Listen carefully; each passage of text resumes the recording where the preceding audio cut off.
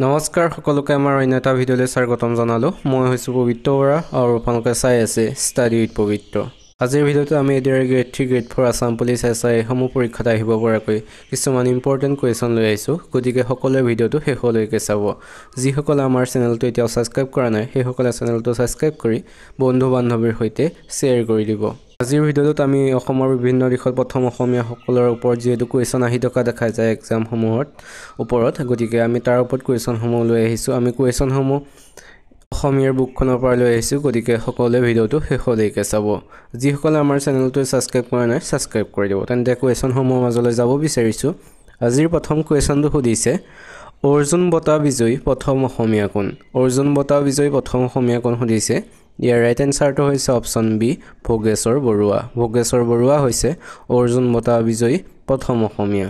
তেখেতে 1966 চনত অৰ্জুন বঁটা লাভ কৰিছিল। লগতে মনত ৰাখিবা অৰ্জুন বঁটা লাভ কৰা প্ৰথম অসমীয়া মহিলা হৈছে মনালিছা বৰুৱা মেহতা। মনালিছা বৰুৱা মেহতা হৈছে অৰ্জুন বঁটা লাভ কৰা প্ৰথম মহিলা। গতিকে মনত ৰাখিবা সকলোৱে। এতিয়া আছোঁ তাৰ পিছৰ কুৱেশ্যনটোলৈ। তাৰ পিছৰ কুৱেশ্যন সুধিছে, অলিম্পিকত পদক লাভ কৰোঁতা প্ৰথম অসমীয়া কোন? অলিম্পিকত পদক লাভ কৰোঁতা প্ৰথম অসমীয়া কোন সুধিছে। ইয়াৰ ৰাইট এনচাৰটো হৈছে অপশ্যন এ, লাভলীনা বৰগোহাঁই। লাভলীনা বৰগোহাঁই হৈছে অলিম্পিকত পদক লাভ কৰা প্ৰথম অসমীয়া। লাভলীনা বৰগোহাঁই টকিঅ' অলিম্পিক 2020 চনত বক্সিঙত ব্ৰঞ্জৰ পদক লাভ কৰিছিল আৰু তেখেতে হৈছে অলিম্পিকত অংশগ্ৰহণ কৰা প্ৰথম মহিলা খেলুৱৈ, প্ৰথম অসমীয়া মহিলা খেলুৱৈ। এতিয়া আহিছোঁ তাৰ পিছৰ কুৱেশ্যনটোলৈ। তাৰ পিছৰ কুৱেশ্যনটো সুধিছে, অসম ৰত্ন লাভ কৰোঁতা প্ৰথম অসমীয়া কোন? অসম ৰত্ন লাভ কৰা প্ৰথম অসমীয়া কোন সুধিছে। ইয়াৰ ৰাইট এনচাৰটো হৈছে option B, doctor Bhupen Hazarika. Doctor Bhupen Hazarika হৈছে অসম ৰত্ন লাভ কৰা প্ৰথম অসমীয়া। তেখেতে 2008 চনত অসম ৰত্ন বঁটা লাভ কৰিছিল। লগতে মনত ৰাখিবা অসম ৰত্ন লাভ কৰা প্ৰথম অসমীয়া মহিলা হৈছে মামণি ৰয়ছম গোস্বামী। মামণি ৰয়ছম গোস্বামী হৈছে অসম ৰত্ন লাভ কৰা প্ৰথম অসমীয়া মহিলা। তেখেতে 2011 চনত অসম ৰত্ন বঁটা লাভ কৰিছিল। এতিয়া আহিছোঁ তাৰ পিছত 4 নম্বৰ কুৱেশ্যনটোলৈ। 4 নম্বৰ কুৱেশ্যনটো সুধিছে, প্ৰথম অসমীয়া ICS বিষয়া কোন? প্ৰথম অসমীয়া ICS বিষয়া কোন সুধিছে। ইয়াৰ ৰাইট এনচাৰটো হৈছে অপশ্যন চি, আনন্দৰাম বৰুৱা। আনন্দৰাম বৰুৱা হৈছে প্ৰথম অসমীয়া ICS বিষয়া। এতিয়া আহিছোঁ তাৰ পিছৰ 5 নম্বৰ কুৱেশ্যনটোলৈ। 5 নম্বৰ কুৱেশ্যনটো সুধিছে, আইন বিষয়ত ডক্টৰেট লাভ কৰা প্ৰথম অসমীয়া কোন সুধিছে। আইন বিষয়ত ডক্টৰেট লাভ কৰা, ইয়াৰ ৰাইট এনচাৰটো হৈছে option B, doctor Jagadish Medhi. Doctor Jagadish Medhi হৈছে আইন বিষয়ত ডক্টৰেট লাভ কৰা প্ৰথম অসমীয়া। এতিয়া আহিছোঁ তাৰ পিছত 6 নম্বৰ কুৱেশ্যনটোলৈ। 6 নম্বৰ কুৱেশ্যনটো সুধিছে, উচ্চতম ন্যায়ালয়ৰ প্ৰথম অসমীয়া বিচাৰপতি কোন? উচ্চতম ন্যায়ালয়ৰ প্ৰথম অসমীয়া বিচাৰপতি কোন সুধিছে। ইয়াৰ ৰাইট এনচাৰটো হৈছে অপশ্যন এ, পাৰ্বতী কুমাৰ গোস্বামী। পাৰ্বতী কুমাৰ গোস্বামী হৈছে উচ্চতম ন্যায়ালয়ৰ প্ৰথম অসমীয়া বিচাৰপতি। লগতে মনত ৰাখিবা উচ্চ ন্যায়ালয়ৰ প্ৰথম অসমীয়া বিচাৰপতি হৈছে হলিৰাম ডেকা। তেখেত হৈছে উচ্চ ন্যায়ালয়ৰ প্ৰথম অসমীয়া বিচাৰপতি। এতিয়া আহিছোঁ তাৰ পিছৰ 7 নম্বৰ কুৱেশ্যনটোলৈ। 7 নম্বৰ কুৱেশ্যন সুধিছে, এছিয়ান গেমছত স্বৰ্ণ পদক পাওঁতা প্ৰথম অসমীয়া কোন? এছিয়ান গেমছত স্বৰ্ণ পদক পাওঁতা প্ৰথম অসমীয়া কোন সুধিছে। ইয়াৰ ৰাইট এনচাৰটো হৈছে অপশ্যন এ, ভোগেশ্বৰ বৰুৱা। ভোগেশ্বৰ বৰুৱা হৈছে এছিয়ান গেমছত স্বৰ্ণ পদক লাভ কৰা প্ৰথম অসমীয়া। এতিয়া আহিছোঁ তাৰ পিছৰ 8 নম্বৰ কুৱেশ্যনটোলৈ। 8 নম্বৰ কুৱেশ্যনটো সুধিছে, ঘূৰণীয়া মেচমেলত অসমৰ হৈ কোনে প্ৰতিনিধিত্ব কৰিছিল সুধিছে। ঘূৰণীয়া মেচমেলত অংশগ্ৰহণ কৰা প্ৰথম অসমীয়া কোন সুধিছে। ইয়াৰ ৰাইট এনচাৰটো হৈছে অপশ্যন চি, চন্দ্ৰধৰ বৰুৱা। চন্দ্ৰধৰ বৰুৱা হৈছে ঘূৰণীয়া মেচমেলত অংশগ্ৰহণ কৰা প্ৰথম অসমীয়া।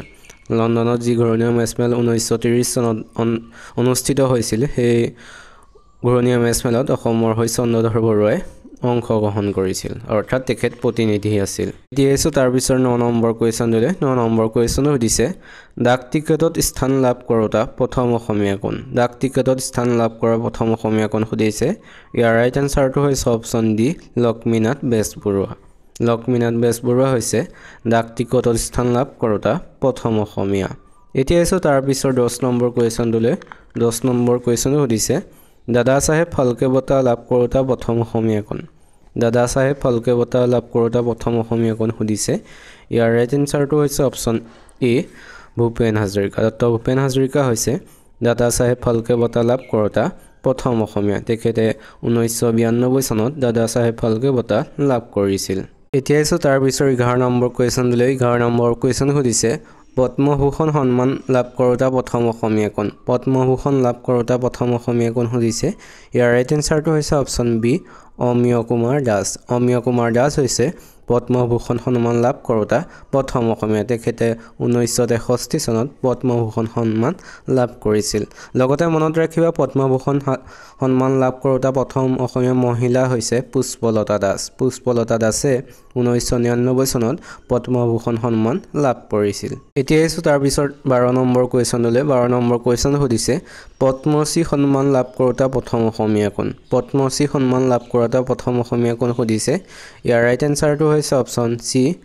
ডক্টৰ মথুৰা দাস হৈছে পদ্মশ্ৰী সন্মান লাভ কৰোতা প্ৰথম অসমীয়া লগতে মনত ৰাখিবা পদ্মশ্ৰী সন্মান লাভ কৰোতা প্ৰথম অসমীয়া মহিলা হৈছে অমল প্ৰভা দাস হৈছে পদ্মশ্ৰী সন্মান লাভ কৰোতা প্ৰথম অসমীয়া মহিলা তেখেতে 1954 চনত এই পদ্মশ্ৰী সন্মান লাভ কৰিছিল এতিয়া এসো তাৰ পিছত 13 নম্বৰ কোৱেশ্চনলৈ 13 নম্বৰ কোৱেশ্চন সুধিছে ভাৰত ৰত্ন লাভ কৰোতা প্ৰথম অসমীয়া কোন ভাৰত ৰত্ন লাভ কৰোতা প্ৰথম অসমীয়া কোন সুধিছে ইয়াৰ ৰাইট এনসাৰটো হৈছে অপচন বি গোপীনাথ বৰদলৈ হৈছে ভাৰত ৰত্ন লাভ কৰোতা প্ৰথম অসমীয়া তেখেতে মৰণোত্তৰভাৱে 1999 চনত এই ভাৰত ৰত্ন সন্মান প্ৰদান কৰা হৈছিল এসো তাৰ পিছত 14 নম্বৰ কোৱেশ্চনলৈ 14 নম্বৰ কোৱেশ্চন সুধিছে প্ৰথম অসমীয়া ৰাজ্যপাল কোন সুধিছে ইয়াৰ ৰাইট এনসাৰটো হৈছে অপচন বি বিষ্ণুৰাম মেধি হৈছে প্ৰথম অসমীয়া ৰাজ্যপাল এতিয়া এসো তাৰ পিছত 15 নম্বৰ কোৱেশ্চনলৈ 15 নম্বৰ কোৱেশ্চন সুধিছে জাতীয় কংগ্ৰেছৰ প্ৰথম অসমীয়া সভাপতি কোন আছিল ভাৰতীয় জাতীয় কংগ্ৰেছৰ প্ৰথম অসমীয়া সভাপতি কোন আছিল সুধিছে ইয়াৰ ৰাইট এনসাৰটো হৈছে অপচন সি দেৱকান্ত বৰুৱা হৈছে জাতীয় কংগ্ৰেছৰ প্ৰথম অসমীয়া সভাপতি এতিয়া আমি অসমৰ ৰাজনীতিৰ ওপৰত কেইটামান কোৱেশ্চন চাওঁ ভাৰতীয় জাতীয় কংগ্ৰেছৰ অসম শাখা কিমান চনত গঠন কৰা হৈছিল সুধিছে ইয়াৰ ৰাইট এনসাৰটো হৈছে অপচন সি 1921 চনত ভাৰতীয় জাতীয় কংগ্ৰেছৰ অসম শাখা গঠন কৰা হৈছিল এতিয়া এসো তাৰ পিছত 2 নম্বৰ কোৱেশ্চন সুধিছে আসাম এছ'চিয়েশ্যনৰ প্ৰথম সভাপতি কোন আছিল সুধিছে ৰাইট এনসাৰটো হৈছে অপচন এ প্ৰভাত চন্দ্ৰ বৰুৱা হৈছে আসাম এছ'চিয়েশ্যনৰ প্ৰথম সভাপতি আৰু সকলোৱে মনত ৰাখিবা আসাম এছ'চিয়েশ্যন গঠন হৈছিল 1903 চনত আৰু ইয়াৰ প্ৰথম সম্পাদক আছিল মানিক চন্দ্ৰ বৰুৱা প্ৰথম সম্পাদক মনত ৰাখিবা এটো অহা দেখা যায় এতিয়া এসো তাৰ পিছত 3 নম্বৰ কোৱেশ্চনলৈ 3 নম্বৰ কোৱেশ্চন সুধিছে অসমৰ কোন মুখ্যমন্ত্ৰীৰ কাৰ্যকালত প্ৰথম পঞ্চবাৰ্ষিক পৰিকল্পনা আৰম্ভ কৰা হৈছিল কোনজন মুখ্যমন্ত্ৰীৰ কাৰ্যকালত প্ৰথম পঞ্চবাৰ্ষিক পৰিকল্পনা আৰম্ভ কৰা হৈছিল সুধিছে ইয়াৰ ৰাইট এনসাৰটো হৈছে অপচন বি বিষ্ণুৰাম মেধিৰ কাৰ্যকালত প্ৰথম পঞ্চবাৰ্ষিক পৰিকল্পনা আৰম্ভ কৰা হৈছিল এতিয়া এসো তাৰ পিছৰ 4 নম্বৰ কোৱেশ্চনলৈ 4 নম্বৰ কোৱেশ্চন সুধিছে কোন বৰ্ষত ভাৰতীয় জাতীয় কংগ্ৰেছে প্ৰথমবাৰৰ বাবে সংবিধান সভাৰ দাবী কৰিছিল ভাৰতীয় জাতীয় কংগ্ৰেছে প্ৰথমবাৰৰ বাবে কেতিয়া সংবিধান সভাৰ দাবী কৰিছিল সুধিছে ইয়াৰ ৰাইট এনসাৰটো হৈছে অপচন ডি 1935 চনত কংগ্ৰেছে প্ৰথমবাৰৰ বাবে সংবিধান সভাৰ দাবী কৰিছিল এতিয়া এসো তাৰ পিছৰ 5 নম্বৰ কোৱেশ্চনলৈ 5 নম্বৰ কোৱেশ্চন সুধিছে সংবিধান সভাৰ সভাপতি হিচাপে কোন নিৰ্বাচিত হৈছিল সুধিছে ইয়াৰ ৰাইট এনসাৰটো হৈছে option B doctor Rajendra Prasad হৈছে সংবিধান সভাৰ সভাপতি হিচাপে নিৰ্বাচিত হৈছে তেখেত এতিয়া এসো তাৰ পিছত 6 নম্বৰ কোৱেশ্চনলৈ 6 নম্বৰ কোৱেশ্চন সুধিছে অসমত প্ৰথমখন অকংগ্ৰেছী চৰকাৰৰ মুখ্যমন্ত্ৰী গৰাকী কোন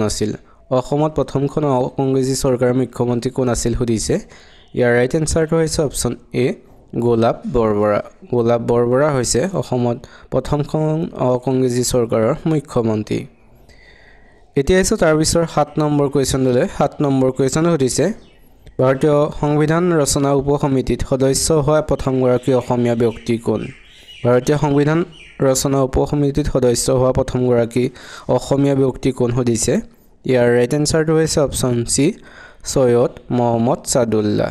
সৈয়দ মহম্মদ সাদুল্লাহ হৈছে ভাৰতীয় সংবিধান ৰচনা উপসমিতিত সদস্য হোৱা প্ৰথমগৰাকী অসমীয়া। সকলোৱে মনত ৰাখিবা। এতিয়া আছোঁ তাৰপিছৰ 9 নম্বৰ কুৱেশ্যনলৈ, 8 নম্বৰ কুৱেশ্যনলৈ। 8 নম্বৰ কুৱেশ্যন সুধিছে, কিমান চনত অসমৰ চিলেট জিলা পাকিস্তানৰ অন্তৰ্ভুক্ত হয়? কিমান চনত অসমৰ চিলেট জিলা পাকিস্তানৰ অন্তৰ্ভুক্ত হয় সুধিছে। ইয়াৰ ৰাইট এনচাৰটো হৈছে অপশ্যন এ 1947 চনত। 1947 চনত অসমৰ চিলেট জিলা পাকিস্তানৰ অন্তৰ্ভুক্ত হয়। এতিয়া আহিছোঁ তাৰপিছৰ 9 নম্বৰ কুৱেশ্যনলৈ। 9 নম্বৰ কুৱেশ্যনটো সুধিছে, কিমান চনত অসমত প্ৰথমখন জনতা দলৰ চৰকাৰ গঠন হৈছিল? প্ৰথমখন জনতা দলৰ চৰকাৰ অসমত কিমান চনত গঠন হৈছিল সুধিছে। ইয়াৰ ৰাইট এনচাৰটো হৈছে অপশ্যন চি 1978 চনত। 1978 চনত অসমত প্ৰথমখন জনতা দলৰ চৰকাৰ গঠন হৈছিল। এতিয়া আহিছোঁ তাৰপিছৰ 10 নম্বৰ কুৱেশ্যনটোলৈ। 10 নম্বৰ কুৱেশ্যন সুধিছে, ৰাজ্যপালক কোনে নিযুক্তি দিয়ে? ৰাজ্যপালক কোনে নিযুক্তি দিয়ে সুধিছে। ইয়াৰ ৰাইট এনচাৰটো হৈছে অপশ্যন বি ৰাষ্ট্ৰপতিয়ে। ৰাষ্ট্ৰপতিয়ে ৰাজ্যপালক নিযুক্তি দিয়ে। আৰু আমি চাবলৈ গ'লে ৰাজ্যপালৰ কাৰ্যকাল কিমান সেইটো মনত ৰখাটো উচিত। গতিকে মনত ৰাখিবা ৰাজ্যপালৰ কাৰ্যকাল হৈছে 5 বছৰ। এতিয়া আছোঁ তাৰপিছৰ 11 নম্বৰ কুৱেশ্যনলৈ। 11 নম্বৰ কুৱেশ্যন সুধিছে, মুখ্যমন্ত্ৰী এজনৰ কাৰ্যকাল কিমান বছৰ? মুখ্যমন্ত্ৰী এজনৰ কাৰ্যকাল কিমান বছৰ সুধিছে। ইয়াৰ ৰাইট এনচাৰটো হৈছে অপশ্যন এ 5 বছৰ।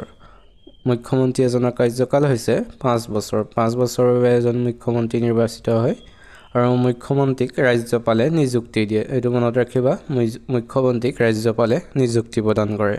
এতিয়া আছোঁ তাৰপিছৰ 12 নম্বৰ কুৱেশ্যনলৈ।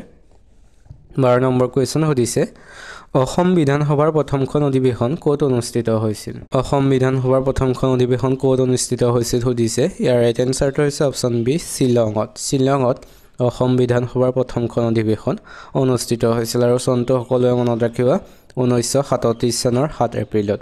1937 চনৰ 7 এপ্ৰিলত শ্বিলঙত অসমৰ বিধানসভাৰ প্ৰথমখন অধিৱেশন অনুষ্ঠিত হৈছিল।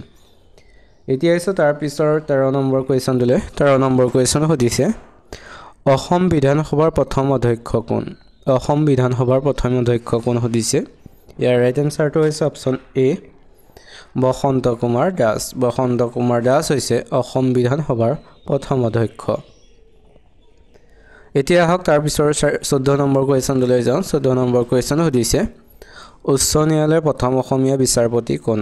উচ্চ ন্যায়ালয়ৰ প্ৰথম অসমীয়া বিচাৰপতি কোন সুধিছে। ইয়াৰ ৰাইট এনচাৰটো হৈছে অপশ্যন চি হলিৰাম ডেকা। হলিৰাম ডেকা হৈছে উচ্চ ন্যায়ালয়ৰ প্ৰথম অসমীয়া বিচাৰপতি।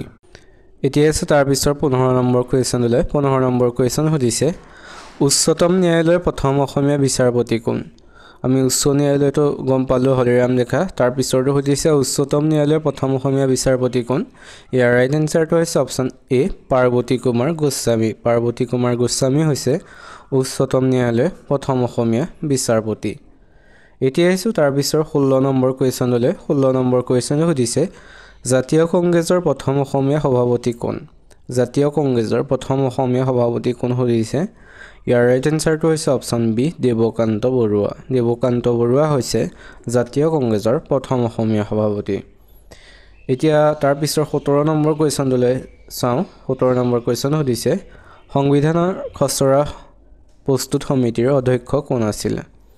সংবিধানৰ খচৰা প্ৰস্তুত সমিতিৰ অধ্যক্ষ কোন আছিল সুধিছে। ইয়াৰ ৰাইট এনচাৰটো হৈছে option A B R Ambedkar. B R Ambedkar হৈছে সংবিধানৰ খচৰা প্ৰস্তুত সমিতিৰ অধ্যক্ষ। এতিয়া আহিছোঁ তাৰপিছৰ 18 নম্বৰ কুৱেশ্যনলৈ। 18 নম্বৰ কুৱেশ্যন সুধিছে, 1937 চনত পোনপ্ৰথমবাৰৰ বাবে কাৰ নেতৃত্বত অসমত প্ৰথম চৰকাৰ গঠিত হৈছিল? 1937 চনত পোনপ্ৰথমবাৰৰ বাবে কাৰ নেতৃত্বত অসমত চৰকাৰ গঠিত হৈছিল সুধিছে। ইয়াৰ ৰাইট এনচাৰটো হৈছে অপশ্যন বি সৈয়দ মহম্মদ সাদুল্লাহ। সৈয়দ মহম্মদ সাদুল্লাহৰ নেতৃত্বত 1937 চনত অসমত প্ৰথমখন চৰকাৰ গঠিত হৈছিল।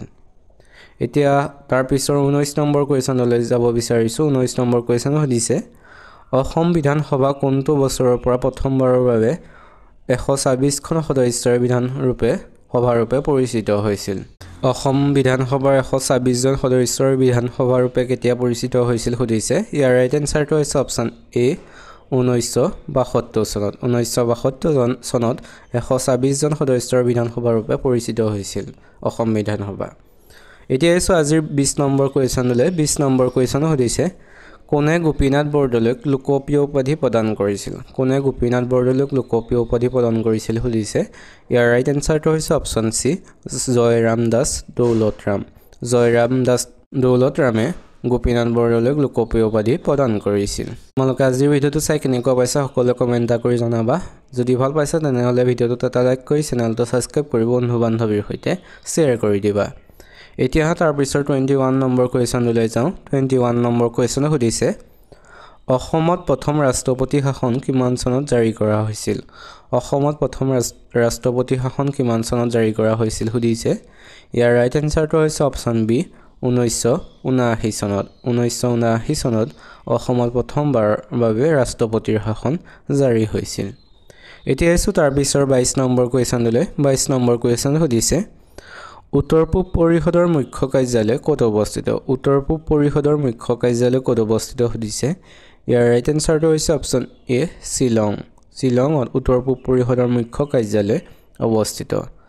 এতিয়া এসো তাৰ পিছৰ 23 নম্বৰ কুৱেশ্যনলৈ 23 নম্বৰ কুৱেশ্যন সুধিছে অসম চুক্তি স্বাক্ষৰিত হোৱাৰ সময়ত ভাৰতৰ প্ৰধানমন্ত্ৰী কোন আছিল অসম চুক্তি স্বাক্ষৰিত হোৱাৰ সময়ত ভাৰতৰ প্ৰধানমন্ত্ৰী কোন আছিল সুধিছে ইয়াৰ ৰাইট এনসাৰটো হৈছে অপচন ডি ৰাজীৱ গান্ধী আছিল অসম চুক্তি স্বাক্ষৰিত হোৱাৰ সময়ত ভাৰতৰ প্ৰধানমন্ত্ৰী।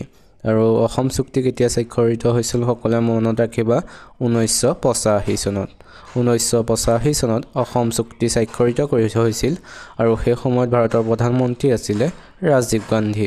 এতিয়া এসো তাৰ পিছৰ 24 নম্বৰ কুৱেশ্যনলৈ 24 নম্বৰ কুৱেশ্যন সুধিছে অসম আন্দোলনৰ প্ৰথম শ্বহীদ কোন অসম আন্দোলনৰ প্ৰথম শ্বহীদ কোন সুধিছে ইয়াৰ ৰাইট এনসাৰটো হৈছে অপচন এ খৰ্গেশ্বৰ তালুকদাৰ হৈছে অসম আন্দোলনৰ প্ৰথম শ্বহীদ। এতিয়া এসো তাৰ পিছৰ 25 নম্বৰ কুৱেশ্যনলৈ 25 নম্বৰ কুৱেশ্যন সুধিছে গুৱাহাটী উচ্চ ন্যায়ালয় কিমান চনত প্ৰতিষ্ঠা হৈছিল গুৱাহাটী উচ্চ ন্যায়ালয় কিমান চনত প্ৰতিষ্ঠা হৈছিল সুধিছে ইয়াৰ ৰাইট এনসাৰটো হৈছে অপচন ডি 1948 চনত 1948 চনত গুৱাহাটী উচ্চ ন্যায়ালয় প্ৰতিষ্ঠা হৈছিল। এতিয়া এসো তাৰ পিছৰ 26 নম্বৰ কুৱেশ্যনলৈ 26 নম্বৰ কুৱেশ্যন সুধিছে অসমৰ ক'ত আৰক্ষী প্ৰশিক্ষণ মহাবিদ্যালয় আছে অসমৰ ক'ত আৰক্ষী প্ৰশিক্ষণ মহাবিদ্যালয় আছে সুধিছে ইয়াৰ ৰাইট এনসাৰটো হৈছে অপচন বি দেৰগাঁৱত আৰক্ষী প্ৰশিক্ষণ মহাবিদ্যালয় আছে। ইয়াৰ পিছৰ কুৱেশ্যনটো তোমালোকৰ বাবে ৰখা হৈছে তোমালোকে কমেণ্ট কৰি জনাবা ইয়াৰ উত্তৰটো কি হয়। প্ৰশ্নটো সুধিছে বৰ্তমান অসমৰ জিলা কেইখন সুধিছে ইয়াৰ উত্তৰ কি হয় 33খন 34খন 35খন কোনটো শুদ্ধ হয় সকলোৱে কমেণ্ট কৰি জনাবা। এতিয়া এসো তাৰ পিছৰ 28 নম্বৰ কুৱেশ্যনলৈ 28 নম্বৰ কুৱেশ্যন সুধিছে স্বাধীন অসমৰ প্ৰথম মুখ্যমন্ত্ৰী কোন আছিল সুধিছে ইয়াৰ ৰাইট এনসাৰটো হৈছে অপচন সি গোপীনাথ বৰদলৈ হৈছে স্বাধীন অসমৰ প্ৰথম মুখ্যমন্ত্ৰী। এতিয়া এসো তাৰ পিছৰ 29 নম্বৰ কুৱেশ্যনলৈ 29 নম্বৰ কুৱেশ্যন সুধিছে বড়ো সাহিত্য সভা কেতিয়া স্থাপিত হৈছিল সুধিছে ইয়াৰ ৰাইট এনসাৰটো হৈছে অপচন ডি 1952 চনত 1952 চনত বড়ো সাহিত্য সভা স্থাপিত হৈছিল অৰ্থাৎ গঠিত হৈছিল। এতিয়া এসো আজিৰ 30 নম্বৰ কুৱেশ্যনলৈ 30 নম্বৰ কুৱেশ্যন সুধিছে ভাৰতৰ প্ৰথম অসমীয়া ৰাষ্ট্ৰপতি কোন আছিল সুধিছে ইয়াৰ ৰাইট এনসাৰটো হৈছে অপচন বি ফখৰুদ্দিন আলী আহমেদ হৈছে ভাৰতৰ প্ৰথম অসমীয়া ৰাষ্ট্ৰপতি। এতিয়া এসো তাৰ পিছৰ 31 নম্বৰ কুৱেশ্যনলৈ 31 নম্বৰ কুৱেশ্যন সুধিছে অসমত কিমানটা বিধানসভা সমষ্টি আছে বৰ্তমান অসমত কিমানটা বিধানসভা সমষ্টি আছে সুধিছে ইয়াৰ ৰাইট এনসাৰটো হৈছে অপচন এ 126টা বিধানসভা সমষ্টি আছে বৰ্তমান অসমত। এতিয়া এসো তাৰ পিছৰ 32 নম্বৰ কুৱেশ্যনলৈ 32 নম্বৰ কুৱেশ্যন সুধিছে অসমৰ প্ৰথমগৰাকী মুছলমান মুখ্যমন্ত্ৰীৰ নাম কি সুধিছে ইয়াৰ ৰাইট এনসাৰটো হৈছে অপচন সি সৈয়দা আনোৱাৰ তাইমুৰ হৈছে অসমৰ প্ৰথমগৰাকী মুছলমান মুখ্যমন্ত্ৰী। এতিয়া এসো তাৰ পিছৰ 33 নম্বৰ কুৱেশ্যনলৈ 33 নম্বৰ কুৱেশ্যন সুধিছে অসম সাহিত্য সভাৰ প্ৰতীক কোনে আঁকিছিল অসম সাহিত্য সভাৰ প্ৰতীকটো কোনে আঁকিছিল সুধিছে ইয়াৰ ৰাইট এনসাৰটো হৈছে অপচনৰ বি যুগল দাসে অসম সাহিত্য সভাৰ প্ৰতীকটো অংকন কৰিছিল গতে মনত ৰাখিবা অসম সাহিত্য সভাৰ প্ৰথম অধিৱেশন অনুষ্ঠিত হৈছিল 1917 চনত শিৱসাগৰত আৰু প্ৰথম সভাপতি আছিল পদ্মনাথ গোহাঞিবৰুৱা এতিয়া আহিছো তাৰ পিছৰ 34 নম্বৰ কোৱেশ্যনলৈ 34 নম্বৰ কোৱেশ্যন সুধিছে বিধানসভাৰ অধ্যক্ষক কোনে নিৰ্বাচিত কৰে বিধানসভাৰ অধ্যক্ষক কোনে নিৰ্বাচিত কৰে সুধিছে ইয়াৰ ৰাইট এনসাৰটো হৈছে অপচন এ বিধানসভাৰ সদস্যসকলে বিধানসভাৰ অধ্যক্ষক নিৰ্বাচিত কৰে এতিয়া আহিছো তাৰ পিছৰ 35 নম্বৰ কোৱেশ্যনলৈ 35 নম্বৰ কোৱেশ্যন সুধিছে অসমৰ স্বীকৃতিপ্ৰাপ্ত প্ৰথমটো আঞ্চলিক দলৰ নাম কি অসমৰ স্বীকৃতিপ্ৰাপ্ত প্ৰথমটো আঞ্চলিক দলৰ নাম কি সুধিছে ইয়াৰ ৰাইট এনসাৰটো হৈছে অপচন ডি অসম গণ পৰিষদ হৈছে অসমৰ স্বীকৃতিপ্ৰাপ্ত প্ৰথমটো আঞ্চলিক দল এতিয়া আছে তাৰ পিছত 36 নম্বৰ কোৱেশ্যনলৈ 36 নম্বৰ কোৱেশ্যন সুধিছে ৰাইজৰ দল কেতিয়া গঠিত হৈছিল ৰাইজৰ দল কোন চনত গঠিত হৈছিল সুধিছে ইয়াৰ ৰাইট এনসাৰটো হৈছে অপচন বি 1920 চনত ৰাইজৰ দল গঠিত হৈছিল এতিয়া আছে তাৰ পিছৰ 37 নম্বৰ কোৱেশ্যনলৈ 37 নম্বৰ কোৱেশ্যন সুধিছে তিৱা সাহিত্য পৰিষদ কিমান চনত গঠিত হয় তিৱা সাহিত্য পৰিষদ কিমান চনত গঠিত হয় সুধিছে ইয়াৰ ৰাইট এনসাৰটো হৈছে অপচন এ 2005 চনত তিৱা সাহিত্য পৰিষদ গঠিত হয় এতিয়া আছে তাৰ পিছৰ 38 নম্বৰ কোৱেশ্যনলৈ 38 নম্বৰ কোৱেশ্যন সুধিছে বিটিএডিৰ মুখ্য কাৰ্যালয় ক'ত অৱস্থিত সুধিছে ইয়াৰ ৰাইট এনসাৰটো হৈছে অপচন সি কোকৰাঝাৰত বিটিএডিৰ মুখ্য কাৰ্যালয় অৱস্থিত এতিয়া আছে তাৰ পিছৰ 39 নম্বৰ কোৱেশ্যনলৈ 39 নম্বৰ কোৱেশ্যন সুধিছে ৰাজ্যপাল হ'বৰ বাবে নিম্নতম বয়স কিমান হ'ব লাগে সুধিছে ইয়াৰ ৰাইট এনসাৰটো হৈছে অপচন ডি 35 বছৰ ৰাজ্যপাল হ'বৰ বাবে নিম্নতম বয়স 35 বছৰ হ'ব লাগে এতিয়া আছে আজি 40 নম্বৰ কোৱেশ্যনলৈ 40 নম্বৰ কোৱেশ্যন সুধিছে গুৱাহাটী উচ্চ ন্যায়ালয়ৰ প্ৰথম মহিলা ন্যায়াধীশ গৰাকী কোন সুধিছে ইয়াৰ ৰাইট এনসাৰটো হৈছে অপচন এ মীৰা শৰ্মা হৈছে গুৱাহাটী উচ্চ ন্যায়ালয়ৰ প্ৰথম মহিলা ন্যায়াধীশ এতিয়া আছে তাৰ পিছৰ 41 নম্বৰ কোৱেশ্যনলৈ 41 নম্বৰ কোৱেশ্যন সুধিছে লোকসভাৰ কাৰ্যকাল কিমান বছৰ সুধিছে ইয়াৰ ৰাইট এনসাৰটো হৈছে অপচন বি 5 বছৰ লোকসভাৰ কাৰ্যকাল হৈছে 5 বছৰ এতিয়া আছে তাৰ পিছৰ 42 নম্বৰ কোৱেশ্যনলৈ 42 নম্বৰ কোৱেশ্যন সুধিছে ভাৰতৰ সৈন্য বাহিনীৰ